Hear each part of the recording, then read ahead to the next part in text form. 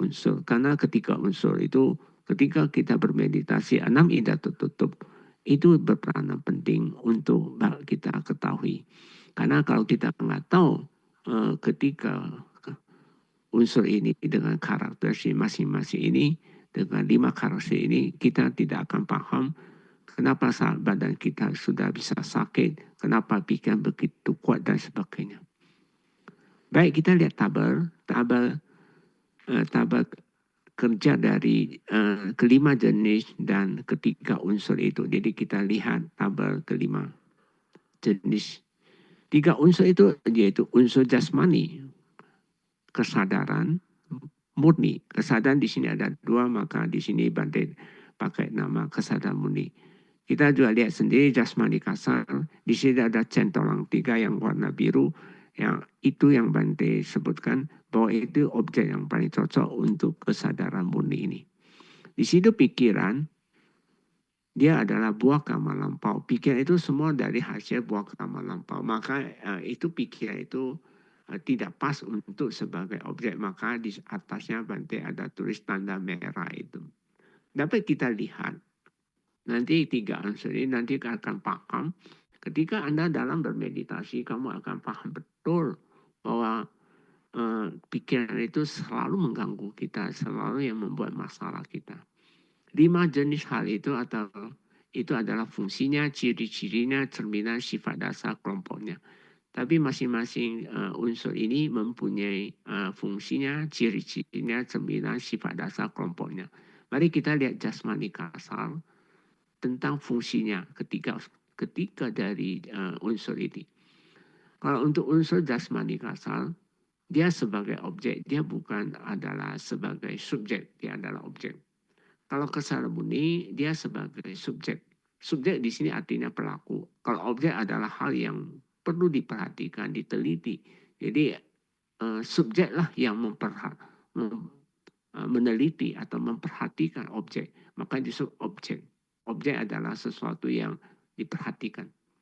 Sedangkan pikiran juga suatu objek yang perlu kita teliti dan kita perhatikan. Tapi untuk pikiran itu tidak disarankan sebagai objek. Yang disarankan sebagai objek di dalam meditasi adalah jasmani kasar kita. Kenapa demikian? Kita coba lihat ciri-ciri masing-masing dari ini. Kalau kita lihat ciri-ciri dari jasmani kasar, dia membutuhkan kesadaran untuk memelihara. Hal ini Bante ingin satu analog untuk Anda. Kita jasmani ini dia membutuhkan kesadaran. Kita bisa lihat mayat. Mayat dia membutuhkan kesadaran. Mayat kalau 2 hari dia pasti membusuk. Kenapa dia membusuk? Karena dia nggak ada kesadaran. Di sinilah kita bisa tahu bahwa jasmani ini sesungguhnya dia sangat membutuhkan kesadaran. Pikiran juga membutuhkan kesadaran untuk menilai dan menghakimi. Kalau jasmani dia nggak menilai, nggak menghakimi, dia cuma menerima aja. Sedangkan pikiran, kita lihat ciri-ciri dari pikiran, dia membutuhkan kesadaran, tapi untuk menilai dan menghakimi. Jadi ciri-ciri dari pikiran dulu dia menilai dan dia menghakimi. Contoh, dia membutuhkan kesadaran. Kita lihat sendiri, mayat yang nggak punya kesadaran, dia nggak mungkin bisa ngantuk. Dia juga nggak mungkin bisa marah-marah. Dia juga mungkin dia nggak bisa kesel-kesel, ketidaksukaan dan sebagainya. Karena dia tidak punya kesadaran sehingga pikiran atau buah-buah kamar lampau ini dia tidak bisa eksis untuk keluar dari menjadi kilesa. Sedangkan bagi manusia yang masih hidup, dia cenderung bisa ngantuk, bosan, banyak pikiran, bahkan emosi dan sebagainya. Hal inilah kita bisa lihat. Kedua objek itu sebenarnya membutuhkan kesadaran. Satu, dia membutuhkan kesadaran karena dia nggak bisa buat apa-apa, hanya untuk memeliharanya. Sedangkan kalau pikiran, dia membutuhkan kesadaran untuk menilai. Kalau tadi kesadaran, kalau tubuh jasmani kasar, dia untuk memelihara. Sedangkan untuk pikiran, dia membutuhkan untuk menilai, untuk menghakimi sesuatu yang dia perlukan. Jadi dia selalu menghakimi, menilai. Itu dari sifat, ciri-ciri dari pikiran itu sendiri. Jadi sedangkan kesadaran, dia itu tahu, mengetahui. Jadi apapun yang kamu tahu itu adalah subjek, dia adalah pelaku. Kalau kita lihat cerminan lagi, kita bisa lihat jelas bahwa tubuh ini hasil yang sudah dibentuk oleh buah kamar lampau. Akhirnya menjadi sarang penyakit. Kenapa bisa jadi sarang penyakit? Karena kita tidak pernah mau meditasi, tubuh kita ini sudah terbentuk. Baik semenjak kita lahir sudah terbentuk dari buah-buah kamar lampau. Dan dia berproses. Dan di dalam perjalanan proses kehidupan kita selalu indera terbuka. Pikiran akan merusak tubuh kita. Maka tubuh kita ini semua hasil yang sudah dibentuk. Jadi ketika dalam meditasi Anda muncul sakit, bukan karena meditasinya, karena memang fisik Anda dalam keadaan tidak baik-baik. Yang kemungkinan besar Anda yang sudah berusia baru mulai latihan, tentunya fisiknya itu sudah menjadi penyakit, menjadi sarang penyakit. Mungkin bagi yang masih usia muda, paling yang dialami ya baal-baal dan sebagainya, kalau dia nggak ada karma buruk yang sangat buruk, tentunya dia bisa mengalami baal semutan aja. Tapi ada yang muncul sebentar dia juga lenyap. Karena itu dia belum membentuk sarang penyakit. Tapi kalau sudah berusia dari muda nggak pernah mau meditasi, biasa tubuh kita sudah ini muncul sedikit udah sakit. Nanti ketika para pemirsa di dalam praktek meditasi, sering tubuh kita mengalami baal, semutan, dan sakit itu. Memang hal-hal ini nggak kelihatan punya, tapi kamu tidak mengatakan, kita nggak bisa mengatakan penyakit itu nggak ada. Kita juga nggak bisa mengatakan sakit itu nggak ada. Karena itu ada, tapi dia nggak pernah kita lihat bentuknya seperti apa dan sebagainya. Kalau kita lihat di kesadaran, itu semua cerminan diri sendiri. Yaitu tuan rumah saat ini juga. Jadi Anda itu adalah, kita ini adalah sebenarnya tahu apa yang kamu tahu itu sebenarnya diri Anda sendiri. Termasuk pikiran, kita lihat.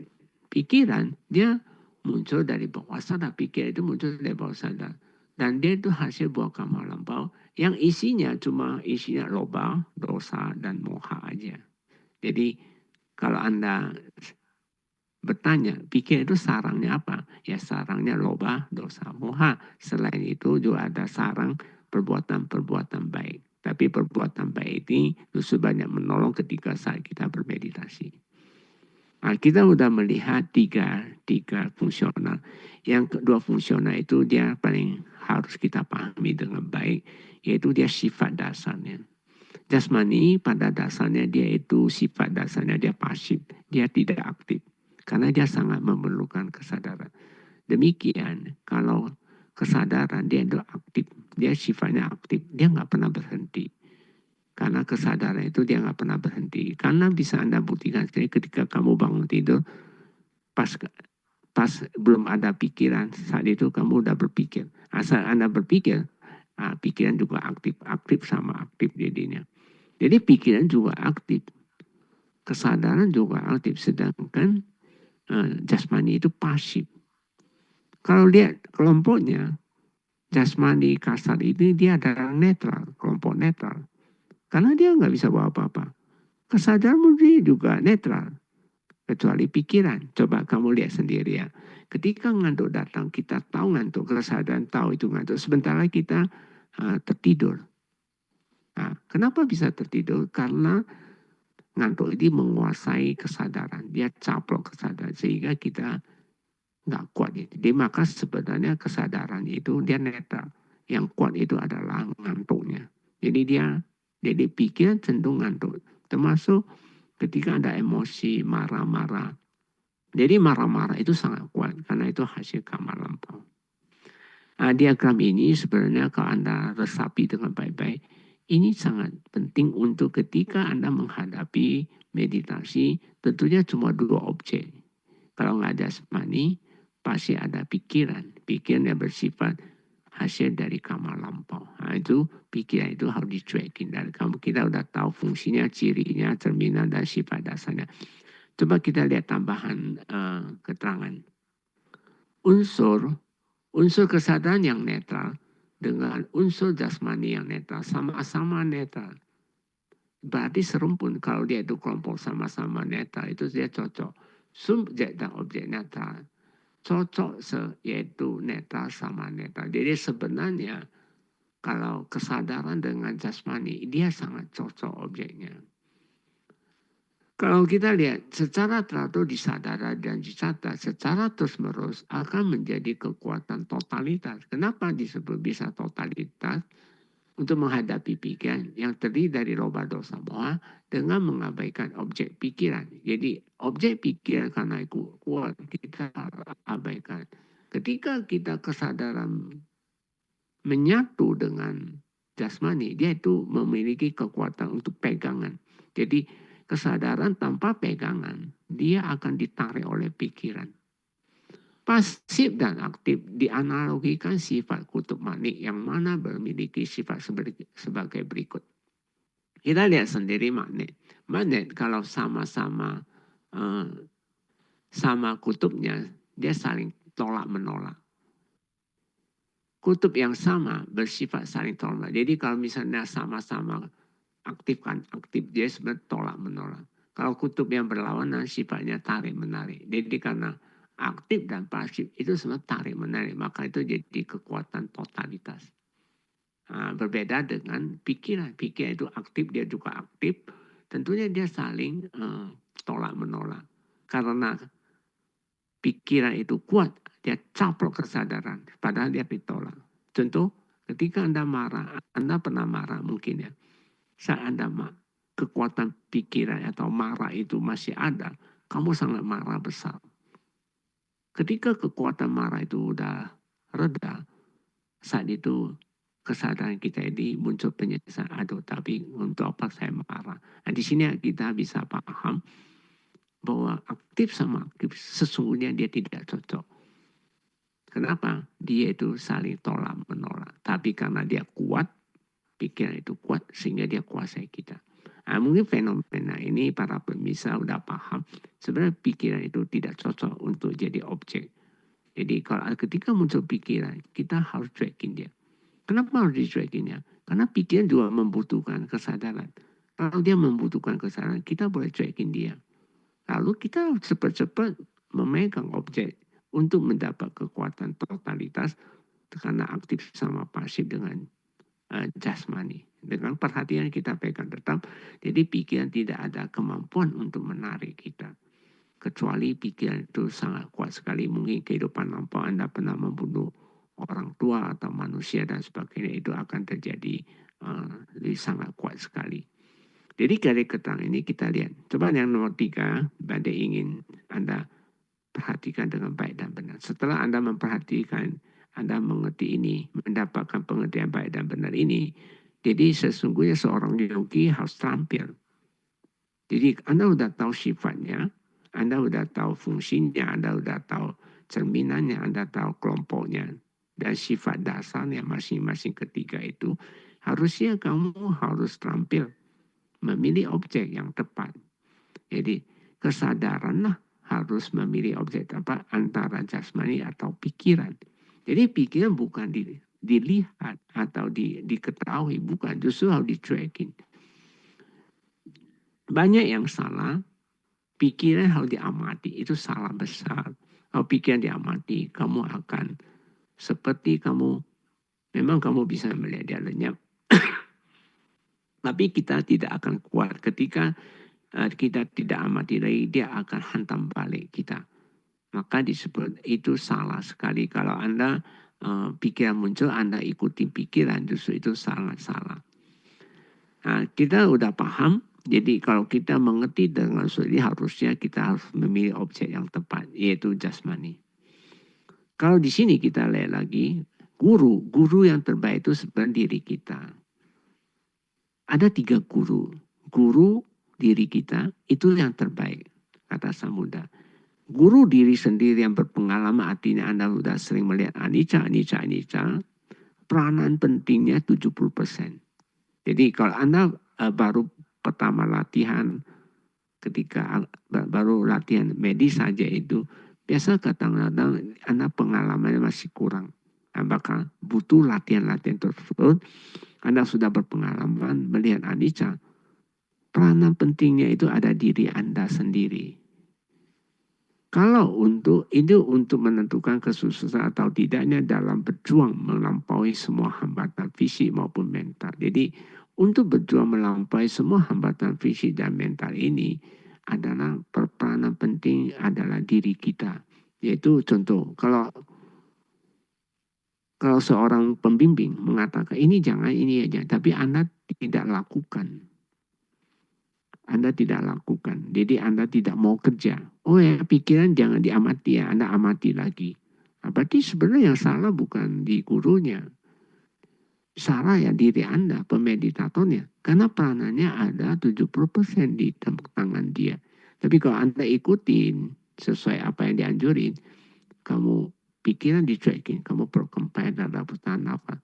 Kan mungkin besar, kamu sangat besar. Kalau kamu jalani dengan baik, maka 70% akan pasti sukses. Kalau guru agung kita apa yang kita pelajari Dhamma, Buddha selalu mengatakan Dhamma itu harus dilampaui. Peranannya cuma 10%. Guru pembimbing yang berpengalaman hanya memiliki perannya 20% aja. Karena yang berpraktek adalah Anda. Karena Anda yang menghadapi semua yang disebut pikiran-pikiran maupun visi-visi yang sakit. Jadi guru cuma hanya bisa memantau Anda, memberi arahan Anda aja. Jadi peranan seorang guru sebagai Bante contohnya cuma 20% peranan Bante.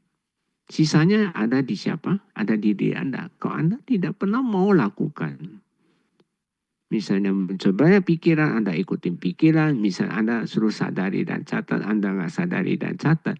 Ya salah siapa? Salah Anda sendiri. Tentunya Anda nggak berhasil bukan karena gurunya, karena Anda sendiri. Jadi maka ketika dalam retret-retret sekarang lagi berlangsung retret ini, Bante selalu menekankan bahwa kesuksesan seorang yogi bisa melampaui baik muncul sakit, lampaui. Anda kalau misalnya muncul sakit, Anda ganti kaki. Kemungkinan besar kamu tidak akan melampaui. Sehingga akan jadi gulung tikar. Termasuk ketika muncul ngantuk datang. Kamu nggak berjuang, malah ikutin. Oh, ngantuk datang, pergi cuci muka, sudahin, ganti posisi, dan sebagainya. Nah, ini salah besar. Itu justru tidak sesuai dengan sutta. Kalau Anda ingin sesuai dengan sutta, apa yang tersirat dan tersurat di sutta itu di Mahasatipatthana Sutta, khususnya Iriya pada Pabang, Sang Buddha mengatakan ketika Anda duduk, meditasi duduk, lalu muncul sakit, kamu tidak boleh rubah posisi menjadi berdiri atau jalan, bukan. Nggak boleh ganti pun kakinya. Kita diam menerima, lembut terima dia akan selesai. Apa yang Buddha ajarkan kita? Sakit itu diibaratkan seekor ular. Perhatian kita itu sadari dan catat. Jadi Buddha mengatakan, kamu pakai 2 stick, jangan jepit ekornya, tapi jepit kepalanya. Hal ini para yogi, para pemirsa, bapak-bapak, ibu-ibu, Anda harus praktekkan. Tanpa praktekkan, Anda tidak bisa melampaui sakit itu sendiri. Jadi jepit kepalanya. Ketika ular kepala dijepit, tentunya dia udah tidak muncul sakit. Tapi ekornya bergerak. Tempat lain sangat sakit. Bukan berarti kamu harus lari ke tempat yang sangat sakit itu. Justru itu harus di-tracking. Sampai sakit itu reda, berarti kamu udah berhasil menangkap seekor ular.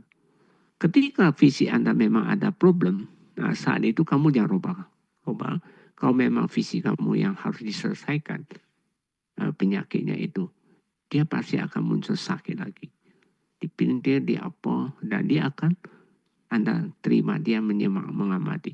Maka kamu akan berhasil. Nah, jadi ketika kita lihat sendiri, ketika kalau misalnya muncul sakit, Anda tetap jepit satu titik yang muncul duluan, yang ekornya kamu tracking, tentunya akan berhasil sesuai apa yang guru anjuran Anda, termasuk Buddha mengajarkan kita itu. Tapi kalau Anda tetap lihat di sini udah nggak ada, kepalanya sudah nggak ada, lari ke ekornya, yang mana bisa selesai. Akhirnya seluruh tubuh Anda semua sakit. Nah, inilah banyak yogi tidak remehkan, terlalu remehkan apa yang dianjurin. Dia tidak lakukan apa yang dianjurin dan dia remehkan hal yang dianjurin. Hal inilah justru sehingga para yogi itu selalu mengatakan, oh saya tidak cocoklah dengan cara inilah dan sebagainya. Padahal bukan tidak cocoknya. Anda tidak lakukan. Kalau Anda lakukan, semua bisa punya. Nah, untuk dua poin yang di bawah ini, Bante saran Anda pelajari dengan baik medis saja sistematik jasmani. Sebaiknya dihafal kalau Anda atau diingat langkah 1, langkah 2, langkah 3. Tapi kalau misalnya contoh ya, dalam kehidupan sehari-hari misalnya, Anda sudah sibuk, 6 indera terbuka, di pikiran Anda, di otak Anda pasti banyak gema-gema. Gema-gema ini ketika kamu bawa 6 indera tertutup, dia menggiang-giang. Sehingga kamu nggak bisa melihat sakit. Saat kita mau duduk, pikiran bergiang-giang, gelisah, lalu fisiknya ketika kita duduk, bakal sini sakit dan sebagainya. Bagaimana bisa kita tangani bakal sakit ini kalau di pikiran kita masih menggiang-giang? Nah, untuk itu Bante selalu sarankan, sudah walaupun Anda sudah hafal langkah 1, 2, 3, Anda perlu dituntun dengan audio. Jadi Anda boleh pakai audio. Medis saja. Ada langkah 1, langkah 2. Di sana ada, Bante sudah sediakan audionya itu. Dari 1 jam, 2 jam, 3 jam, 4 jam, 5 jam. Baik duduk maupun berdiri. Anda tinggal download aja. Sesuai kebutuhan Anda. Jadi kalau Anda misalnya udah tenang, gelisah sudah nggak ada lagi, sakit itu juga harus dilenyapi. Saat itu kamu udah tenang, karena sakit ini nggak bisa dilihat dengan rasa tidak suka. Tidak boleh dengan keras. Kita harus terima dia, lembut, sabar, memperhatikan lagi. Maka dia akan lenyap. Kenapa harus lembut? Karena dia unsur. Meditasi unsur mengamati proses unsur juga sendiri sehingga bisa selesai. Maka vipassana, sistem arti jasmani maupun vipassana apapun, dalam vipassana sebenarnya itu dia sifatnya unik sekali. Tapi kamu harus mempunyai seni. Maka vipassana medis saja dia seni dan unik sekali. Seni dalam arti dengan kita perhatian yang baik, kita dengan lembut, kita bisa menyelesaikan masalah yang disebut yang kiresa yang dari muncul dari bawah.